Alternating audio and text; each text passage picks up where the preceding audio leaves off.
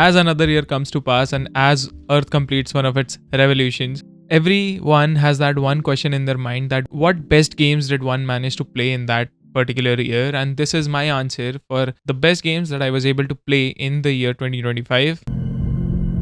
Dispatch एक super hero game है, if you do not know, and जैसे ही मैंने सुना था that this is a super hero game, I was very very skeptical. I was like, you know what, after Avengers Endgame, there was literally no superhero movie or any adaptation that actually caught my attention so much or made it memorable, where I could actually feel like, you know, I'm connecting with the characters. But Dispatch was a bit different. I thought about Dispatch as another superhero game or another superhero franchise, you know, that was entering the market, and I was wrong.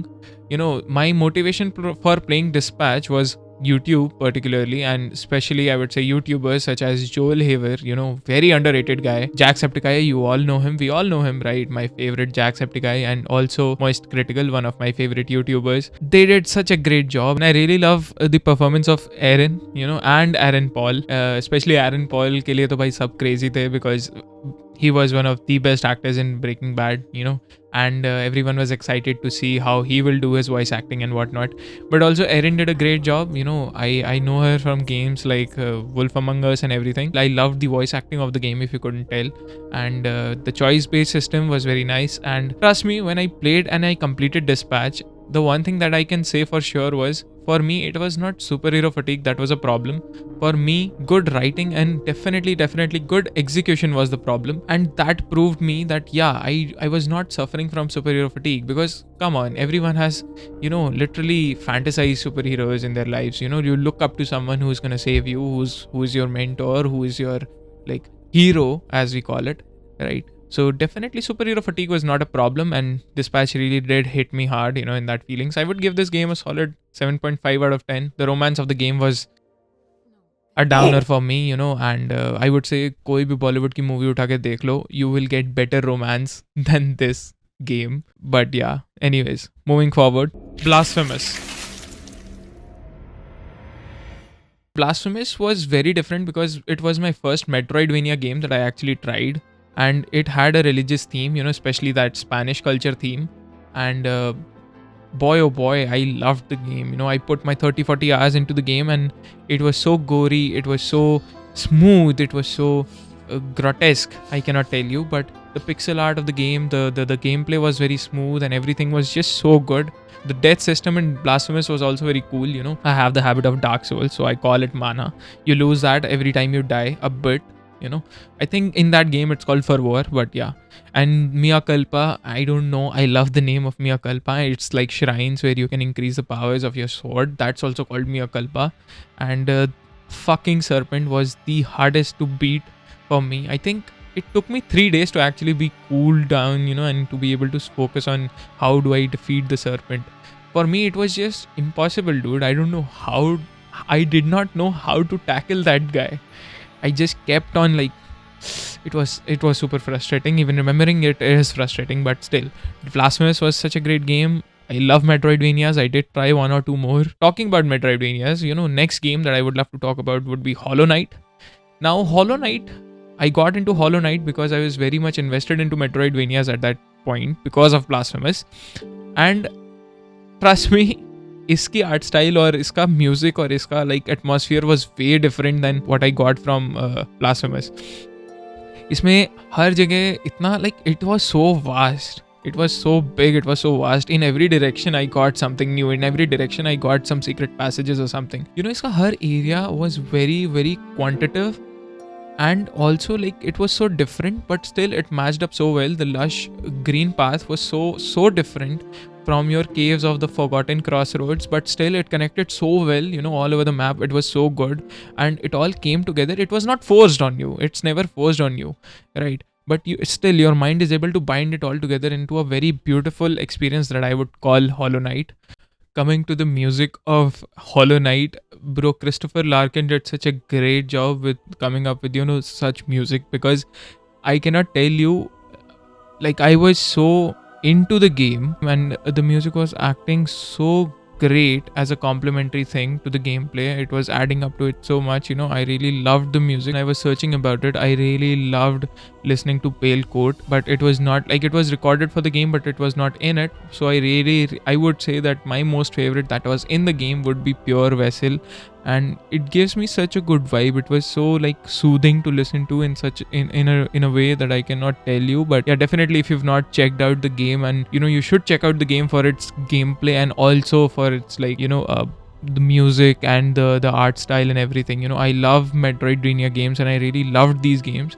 It did such a great job of actually giving me an idea of how great a Metroidvania 2D platformer game can be. It doesn't matter that graphics have to be nice. It doesn't matter that you have to spend like such a great amount on the game. I mean, still they did it, but like I cannot believe that three people made this game, and it's such a wow thing to just take in. And when you've experienced the game, it's such a good experience, you can say, altogether.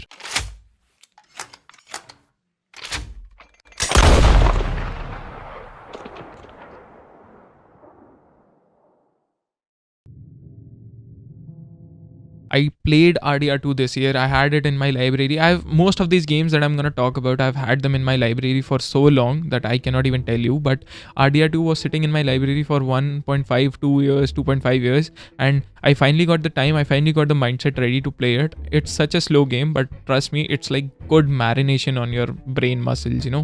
And I loved the honor system in the game. I just couldn't go play the game on low honor, and I loved the depth, I loved the story, and I love the atmosphere and the gameplay.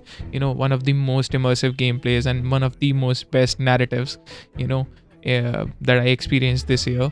And all in all, this was such a great game, and I know and I believe it that Dutch always has a plan. But yeah, all jokes aside, it was such a good game. I love the meme that Dutch always has a plan. But yeah, one of the best horror games of all time, my favorite. And I'm telling you this, I played Silent Hill 2, the original one, earlier this year, but then I got to play, I got the mindset of playing the Silent Hill 2 remake as well. And as good as the original one was, trust me, this was very good. It completely overrid the experience from the original one, and I'm so happy and I'm so glad that I played the remake, because they did the job so well of capturing that Silent Hill vibe, the fog, the enemies, and the monsters and whatever you call it. And I loved the story. I loved James. Guy was suffering a lot.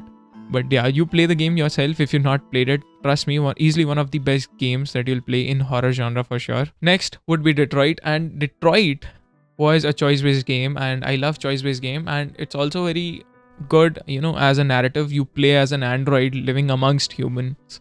You experience their lives, and it's so cool as a concept to actually come across, because this was rather very this was very different for me. This was very different to me to choose like a human, making choices like a human for an android. So it basically made me more human in that aspect, and it was such a good ride. And it's a short game. If you've not tried it, I would say try this one as well. I mean, all the games that I've tried in this year I've played, they're great. Also, Detroit had such a vast choice system. Like, you could choose many things and you would have many outcomes, and that was very interesting to see. I played the game 1 or 2 times and I was very hooked onto it, and I still play it from time to time. If I get the time, I do sit on it and I do enjoy it. Now, before coming to my top 3 games of this year, I would say there were many games that I replayed. There were many games that I tried, indie games and whatnot. So first one would be Dishonored. Man, I wish you could see it through my eyes. I love that game from the bottom of my heart. I love playing as Corvo Attano, and the stealth mechanics in that game is just so great. It's phenomenal. I don't know why, but I love its stealth, and I love the world of Dishonored, and the abilities and the gameplay. It's such a great feat. Trust me, if you've not played Dishonored, try it. I'm telling you.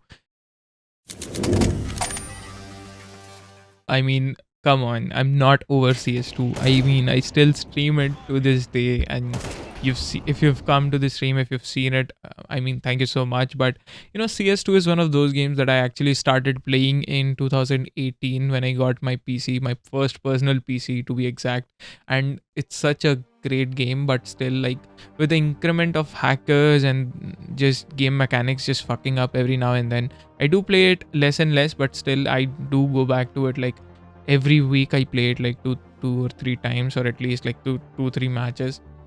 And yeah, I really love that game, man. It's one of my childhood memories now. It's one of the things that it's one of those things that I carry with me when I tell someone that yeah, I started gaming on my personal PC. I've been gaming for a long time. I've been gaming since I was like 4 or 5, but still, Counter Strike itself is very close to my heart. Max Payne. By Max Payne 2, I think most of the people have played Max Payne 2, and I love that game to my heart. Max Payne is probably my most favorite character in all of games universe, one of my most favorite, if not the most favorite. And I love Max Payne for its edgy humor and the dialogues, the monologues, and Puginello was a pushover. The moment I stepped into the room, he folded like a deuce before a royal flush. No, wait. I was just doing what I was told. I couldn't refuse. She's someone high up. Government, maybe. I don't know.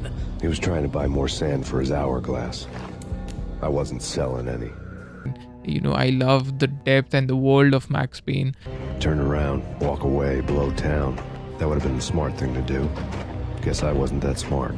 And I really like the guy, he has his pain maxed, but I really love that he faces his fears and he has this weird trauma going on and you help him fight through it, and that's such a great ride. And Max Payne is like 3-4 hours, and I do play it religiously every 1.5 to 2 years, and I think this year was just such a great year to play it because I got the jokes more better, I got the references better, and I got how, the depth of the dialogues and the actions that were going on in Max Payne. I had to find another way to reach Vlad. No time to call backup. My case had a life of its own. So yeah, Remedy did a great job. I love Sam Lake for, the games that he creates, and that guy is just phenomenal. He knows how to create games. Yeah, I really look forward to playing good games by Remedy Studios. And I mean, that's for, the games that I replayed. And I know there are many more, but I'm telling you the quality ones that I think that one should try. And coming to indies, I really tried many indies this year. One of them would be Distraint. The highlight of indies would be Distraint. I mean, I played that game. I went in blind. I was like, okay, this game is like what, a decade old, right? And it's available on your mobiles. It's available on every platform almost, right? And I was like, okay, I was not going in with much expectation, and it does not have that much of a long gameplay duration. But Distraint was so good as an indie game. I really love it. So you play this guy known as Price, and he has to battle his way through his own greed and his own emotions and everything. And that was such a cool thing to notice in the game. And that was such a cool thing to play through. It is a horror game where there's not jump scares to actually like scare you. There are your own thoughts, there are your own actions, your own decisions. And the story was very well made. The story was very well stitched, I would say. And I really liked it. I did not find a flaw or two. I mean, every game has flaws, but still, like, I don't think so that there were any major ones that I can remember right now. So definitely, if you want to try a indie game, and if you've not tried Distraint, do try Distraint. And I am really looking forward to more, games from that developer. I played Distraint 1 and Distraint 2. I also tried Happy Hills Homicide, a fun little horror game where you play as the killer. And I think there's a sequel of this game as well. And I really like that as well. And I really like many smaller games like Tales from Beyond the Tomb. And, I think there is this Cloak and Dagger games, the point and click. I really love point and click games. And there are many short games like 30, 15 minutes. And there are those games. And I really love those. And coming to the top 3, the third on the list would be... Now, Alan Wake is definitely one of the weirdest ones that I tried this year. And, it's by one of my favorite companies. It's by Remedy. The guy is known for Max Payne 2, as I told you earlier. And I don't know what to tell you about Alan Wake. It's such a great ride. I mean, it's so stupid to think about that you are this writer and, you go on a journey because you're suffering to create a block. And the journey that is supposed to help you turns into a nightmare. And somehow you end up with a flashlight fighting to darkness and fighting, like people around you, the objects, the vehicles. And I mean, kaun se game mein bhai bulldozer se aap lad sakte ho with a flashlight. So yeah, and I really really enjoyed it, and I don't know, it was so funny. It's so funny to think about, but they really executed the story well, and I really love the story, and I really love the substance that Alan Wake gives you. I'm really looking forward to Alan Wake 2, by the way, and I really love its universe. And one interesting fact that I read somewhere, Alan Wake is supposed to be the writer of Max Payne, the story of Max Payne. So, one of my favorite characters was written by another one of my favorite characters. So that's a cool thing. And I love Sam Lake for creating such innovative and such weird games, man. I love that guy. I love Remedy. Now coming on to number 2, the game that lost to the first spot just by an inch or two was, भाई देखो, last of us के बारे में अगर मैं तुम्हें बताऊं, I really loved its story. It was one of those games again that everyone had played, and I had this in my library for quite some time, and I was looking forward to playing it when I got the time. I was searching through my own schedule, and I was searching for that perfect time that I could play games. And since I started this YouTube channel and I was looking forward to playing many games on my channel, I did come across Last of Us at one point, and I was like, okay, yeah, खेल के देखते हैं. हर कोई इसकी तारीफ कर रहा है भाई, खेल के देखते हैं, बिल्कुल, क्यों नहीं खेल के देखें, right? And then it comes on to you, it gives you that idea, it gives you that thought, oh yeah, this is why everyone was recommending me this game.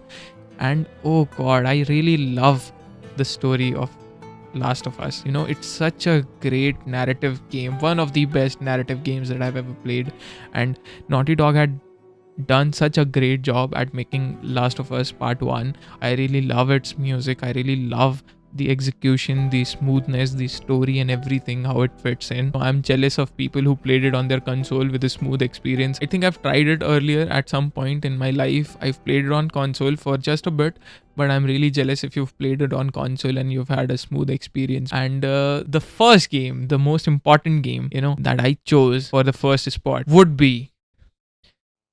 Ravan. No, not Ravan. It's The Walking Dead. But if you're not familiar with The Walking Dead, let me tell you, it's again a choice-based game, and the story was just too good for me. I know many of you might not agree with it, but yeah, what can I say? It's my personal experience, and I can't give enough shits, because The Walking Dead was that game that I played once in my life earlier, and I played like 1 or 2 seasons on my phone, and when I bought it and I wanted to play it, I was again searching for that perfect time, and when I got the time and when I sat through that game, those 25 episodes, the whole season of The Walking Dead, it was such a great experience, I'm telling you. And what can I say? The music, I love it. The pace, I love it. The characters are so memorable to me. I can look at each character and I can name them. I loved Lee, I loved Clementine, I loved Kenny, I loved everyone in that game. That game showed me that you just need to have great writing. It does not need those fabulous or those jaw-dropping graphics, and you don't need to have so much freedom, because choice based games का यही होता है कि you choose one thing or the other. It leads to that one point where it has to end, right? Your choice has to make a difference, or your choice has to stick to something. So The Walking Dead did it, but man, I really loved that game. I don't know, I think it's very close to Last of Us, but trust me when I say this, that the length of the game, the warmth of the game, the decision making, the tension and everything was so worth it. And I'm glad that I played the game this year. I finished it. I'm so glad. I cannot tell you less about it. I can keep rambling about it. I can keep telling you about each and every episode, what could have been done, what should have been done, but I would leave it up to you to definitely try it if you've not. And the games that I'm looking forward to playing in the upcoming time, in the upcoming year, would definitely include games such as Alan Wake 2, Last of Us Part 2, because I am just thrilled to know those games had such great execution, and what can you give more than this that you've already given, right? कि भाई क्या दे सकते हो आप इससे ज़्यादा? I'm really expecting a lot. I've heard a lot about these games, so I'm really expecting a lot, or maybe I'm looking forward to it, I would say. right? And I'm looking forward to Hollow Knight Silk Song as well, because let's be honest, I did not have to wait that long for Silk Song. I can just buy it and play it whenever I want. And I love the games that I played this year, and it was one hell of a ride. The ritual of making this video every year would be very close to my heart, because it will have that निचोड़ होगा उसमें पूरा मेरे साल का of what I've done, or what I've done towards you, or what I've done toward, you know, in my life towards gaming. So it's definitely gonna be very introspective.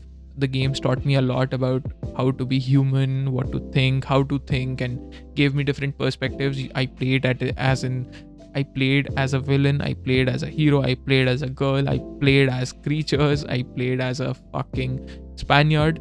I don't know if he is, but yeah, I loved all of them, and I'm making this video so that you can try out these games for yourself if you've not. And I hope you agree with this list, or if you don't, do let me know what you would say about this, or what your favorite games were. You know, thank you so much for watching this video. You know, give this video a thumbs up if you liked it, and comment down below what your favorite games were this year. I want to know, and I want to look forward to those games too. I would love to know about what your favorite list would include. I will see you in the next one. Take care of yourself. Peace out, guys.